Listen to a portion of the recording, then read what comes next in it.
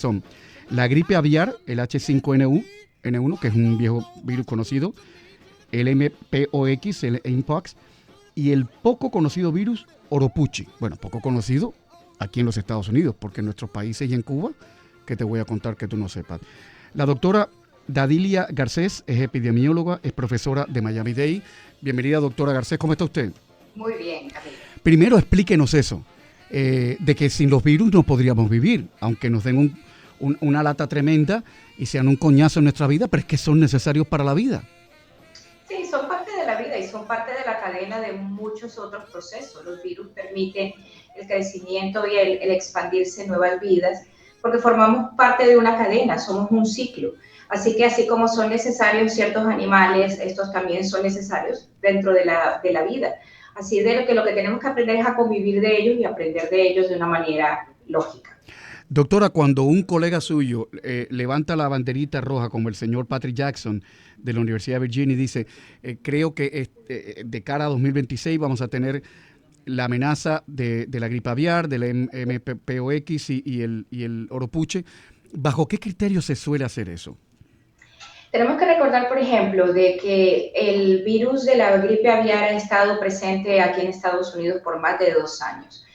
Honestamente, se ha mantenido muy callado en lo que se refiere a las granjas avícolas, que se han visto bastante afectadas, y muchas veces nosotros como consumidor, la manera en que nos damos cuenta indirectamente es cuando sube el precio, ya sea del huevo, ya sea del consumo de carne de pollo en general. Pero sí se ha visto bastante afectado y se han visto casos que inclusive han tenido implicación humana. ¿Qué es lo que preocupa? Más de la parte zoonótica, que es la enfermedad entre animales. Así de que ya hemos visto que ha pasado a vacas, las vacas lecheras ya se han visto afectadas, y cuando ya empieza a pasar a mamíferos es un problema.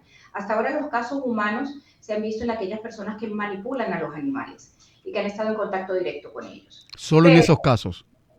Sí, son los únicos casos. De persona a persona todavía no ha logrado el virus y esperemos que no lo logre, pero estoy de acuerdo con él, tenemos que estar muy vigilantes, porque ha persistido mucho a pesar de las medidas que se han implementado, como ha sido el reforzar la pasteurización de la leche para que la gente no se infecte, en que las personas o donde hay un brote de estos, sobre todo en granjas avícolas, destruir toda la producción.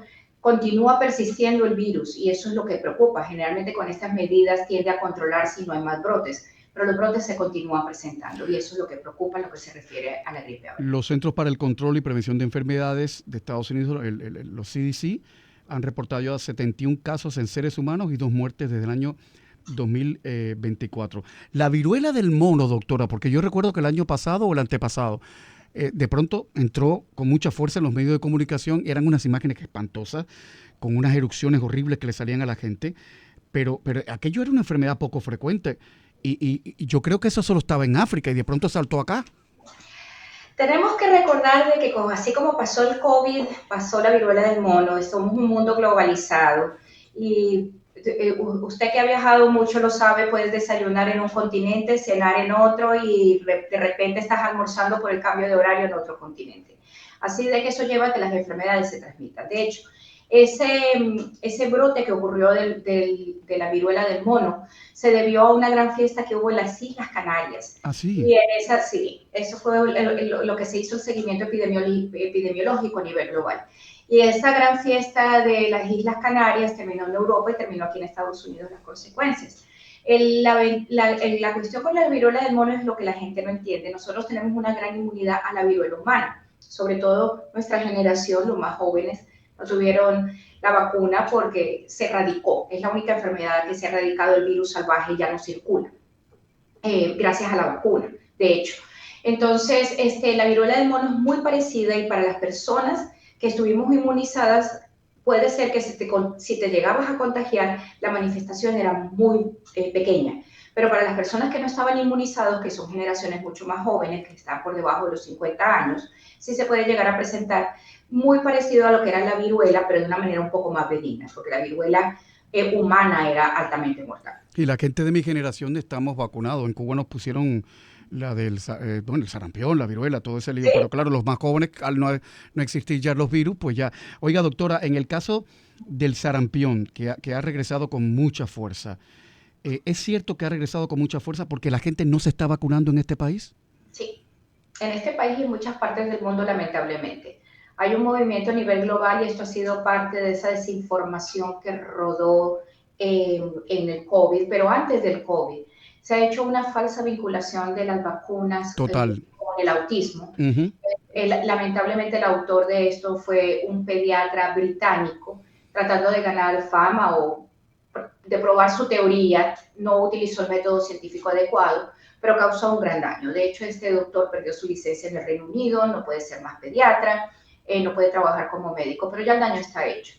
¿Qué es lo que se ha visto? Que los países, por ejemplo, de escandinavos, ellos decidieron no colocar obligatorias estas vacunas y ahora están teniendo también muchos casos de sarampión y también siguen aumentando los casos de autismo. Así que ahí hay una lógica que no se correlaciona. Pero sí, las bajas tasas de vacunación están llevando a que tengamos estos brotes tan severos y que haya un número de casos muy alto aquí en Estados Unidos en estos 2 primeros meses. Y eso se debe a que para que haya lo que se llama la inmunidad de rebaño, claro, tenemos que tener un número determinado de personas vacunadas, que generalmente es el 95%. Recordando que la vacuna del sarampión es 2 dosis. Se cuentan las 2 dosis para considerarse completamente inmunizado. Y en estos momentos en Estados Unidos está por debajo del 92% y en algunos estados por debajo del 89%. Así de que la probabilidad de que se presenten más casos es muy alta. Ese sería el caso del VIH también, porque leo el otro día en Politico.com, leí que por los recortes de los programas internacionales de cooperación sanitaria, recortes que, por cierto, el presidente Trump ha hecho con alegría digna de mejor causa, digo yo, el VIH podría experimentar un repunte a nivel mundial también. Sí, tenemos que recordar que estos programas sufrieron muchísimo por el COVID. Existía el VIH, tenía una meta a través de UNIAIDS, que es la Organización de las Naciones Unidas para la Lucha contra el SIDA. Tenía una meta para el 2020, que era que el 90% de las personas supieran su estatus, el 90% se examinaran, el 90% supieran su estatus y el 90% tuvieran tratamiento. Y en ese momento no se logró porque nos golpeó la pandemia. Ahora, para el próximo decenio, la meta es que sea 95, 95 y 95, pero estamos por debajo de eso. Y al haber un recorte de fondos, definitivamente todo esto se va a ver impactado a nivel global y a nivel nacional. Doctora Garcés, muchísimas gracias. La verdad es que cuesta creer que a esta altura del partido tengamos desde un medio de comunicación que explicarle a la gente la importancia de la vacunación. Cuesta creerlo. Cuando la pandemia yo hacía los programas de CNN en la televisión desde mi casa, claro, como todo el mundo, convertimos la casa en un estudio de televisión y yo recuerdo una noche que ya yo estaba hastiado, ya yo estaba muy obstinado y recuerdo que le dije al doctor Huerta, un gran divulgador científico, le dije, doctor, a mí me avergüenza tener que decir aquí en la televisión que las vacunas son importantes. O los seres humanos todos somos unos idiotas o no nos merecemos una sola vacuna. Y yo creo que casi que por eso me piden la cabeza en CNN, pero es que cuesta creer que a un individuo de mi edad, con hijos, con nietos, haya que decirle, por favor, vacúnate y vacuna a la familia, caramba. Pero lo dejamos ahí, doctora. No nos pongamos de mal humor, que la vida está muy dura. Lo importante es que yo siempre les digo a esa clase de personas, ¿qué edad tienes? No, ya yo pasé los 50 años. En tu época, si no te hubiesen vacunado, no hubiese llegado a los 10. Exacto. Pero además la falta de solidaridad. No me vacuno y no me importa. No, es que le haces daño al de al lado, caramba. Pero en fin. La falta de empatía. La falta de empatía. Doctora, ha sido un placer tenerla, ¿eh? Gracias a usted, Carlos. Muchas gracias. Llega al programa Dieguito Torres y Miranda. Esto se llama Trepando Paredes. ¿Qué es lo que le pasa a uno cuando tiene que demostrar o intentar convencer a la gente que las vacunas son buenas, que los abrazos son buenos, que la radio es buena, que nada acompaña más que esta radio y que este programa quiere ser diferente?